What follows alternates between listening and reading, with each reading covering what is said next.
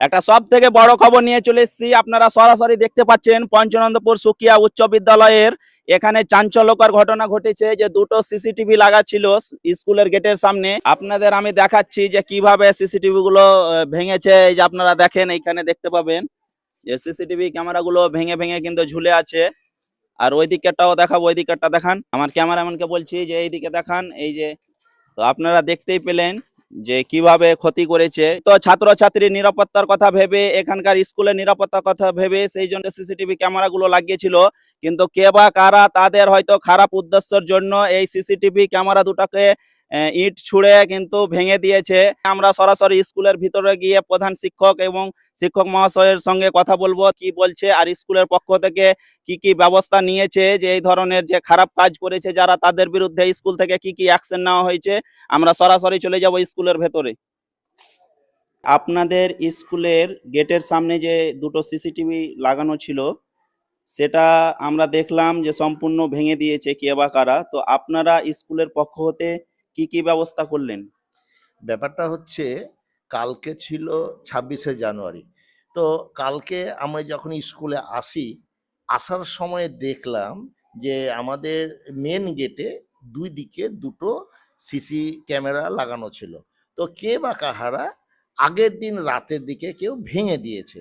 তার আগে বলি, আমরা সিসিটিভিটা কেন লাগিয়েছি। আমাদের এই মুহূর্তে ছাত্র সংখ্যা প্রায় 3000।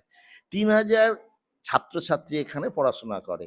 তাদের ঠিক দেখভালের জন্যে এবং বিদ্যালয়ের নিরাপত্তার কারণে আমরা মোথাবাড়ি থানার পরামর্শক্রমে আমরা সিসিটিভিটা কিন্তু এখানে ইনস্টল করেছি।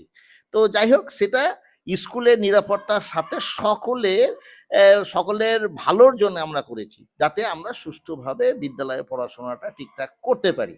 তো যাই হোক, গতকাল এরকমের ইনসিডেন্ট দেখার পর সত্যি একটা আরেক গুরুত্বপূর্ণ দিন ছিল। প্রথমে তো মনটা খারাপ হলো। তারপর এই ঘটনা দেখার পর আমরা ম্যানেজিং কমিটির সাথে আলোচনা করে মোথাবাড়ি থানাতে আমরা কিন্তু একটা কমপ্লেন গতকাল কিন্তু জমা দিয়েছি। এখন আমরা ওয়েট করছি ওনার তরফ থেকে কি রকম পদক্ষেপ ওনারা নিচ্ছেন। প্রশাসনের পক্ষ থেকে কি কেউ এখানে এসেছিল তদন্ত করার জন্য, দেখতে, ইনকোয়ারি করার জন্য? না, আমরা তো কালকে পতাকা উত্তোলনের পর যে কালচারাল প্রোগ্রাম ছিল সেটা শেষ করার পর আমরা চলে গিয়েছি। তারপর আমার কাছে কোনো খবর নেই যে কালকে ওনারা আমরা যাবার পর এসেছেন কিনা। আপনার পরিচয়? আমি Samir Dutta Roy, assistant headmaster of this school. আপনার পরিচয়টা কি? আমি মোস্তফা কামাল, প্রধান শিক্ষক, পঞ্চনন্দপুর সুকিয়া উচ্চ বিদ্যালয়।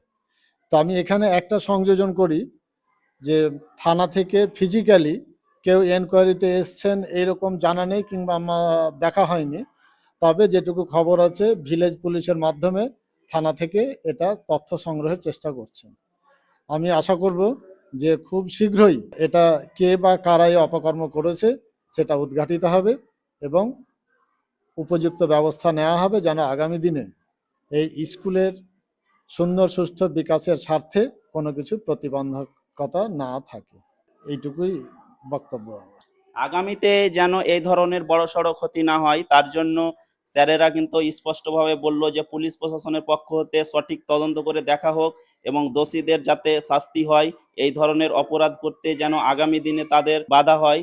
আর আমি এই নিউজ করছি এটা না, আমি কিন্তু এই পঞ্চনন্দপুর সুকিয়া উচ্চ বিদ্যালয়ে প্রাক্তন ছাত্র। আমাদেরও একটা দায়িত্ব। তো আমি যেরকম এখানে নিউজ করছি, আমার একটা দায়িত্ব, আপনাদেরও একটা দায়িত্ব যে ভিডিওটি শেয়ার করবেন আর সিসিটিভি ফুটেজটা আমি স্ক্রিনে দিয়ে দেবো।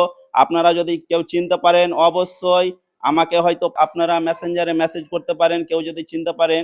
এইসব অপরাধ দিনের পর দিন আমরা দেখতে পাচ্ছি সমাজ মাধ্যমে যে অপরাধ কিন্তু বেড়েই যাচ্ছে।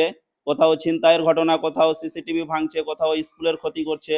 তো অবশ্যই এগুলো রোকার জন্য সবারই কিন্তু দায়িত্ব যে এই ধরনের কাজগুলো যাতে বন্ধ হয়।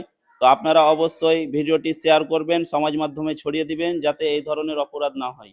ধন্যবাদ সকলকে।